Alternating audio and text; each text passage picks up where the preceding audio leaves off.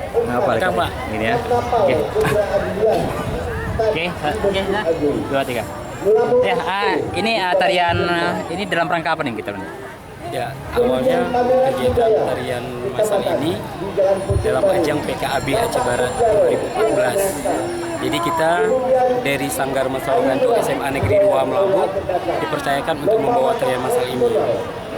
Tadi kemudian ada dari tsunami-nya ya, itu menceritakan apa tuh? Ya, awalnya kita sudah mengangkat tema tarian ini dengan Nanggro Mutua dengan judul tarinya itu Aceh Barat Melabuh dalam Sejarah.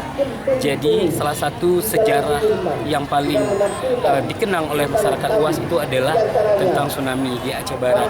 Dan tsunami ini sebelum 2004, tsunami 2004 sudah pernah terjadi pada 426 tahun yang lalu, sehingga Melabuh ini disebut dengan Kota Pasir Karam. Dan Aceh Barat 426 tahun yang lalu berduka, dan 2004 kembali berduka, dan hal kisah itu yang kami ambil dan kami angkat sehingga masyarakat bisa mengenang sejarah tentang tsunami tersebut. Apalagi pada bulan ini adalah bulan Desember, yang mana bulan Desember ini adalah bulan yang mana terjadinya tsunami pada 2004 tahun. Itu berapa masa yang diberikan? Ada 150 orang pelajar siswa-siswi SMA Negeri 2 Melabuh yang tergabung dalam Sanggar Masal Gantung. Berapa lama itu? Kita dipercayakan latihannya kurang lebih 1 bulan lebih. Ya, harapan ke depan dengan perdana ya. Ya. Ke depan maunya seperti apa? Ya, harapan ke depan sebenarnya event-event ini juga harus dilaksanakan kembali, dan untuk kegiatan tarian massal ini dengan jumlah yang luar biasa ramai orangnya dan sulit untuk menatanya, mungkin kita mengharap kepada pemerintah daerah lebih memperhatikan dari finansialnya.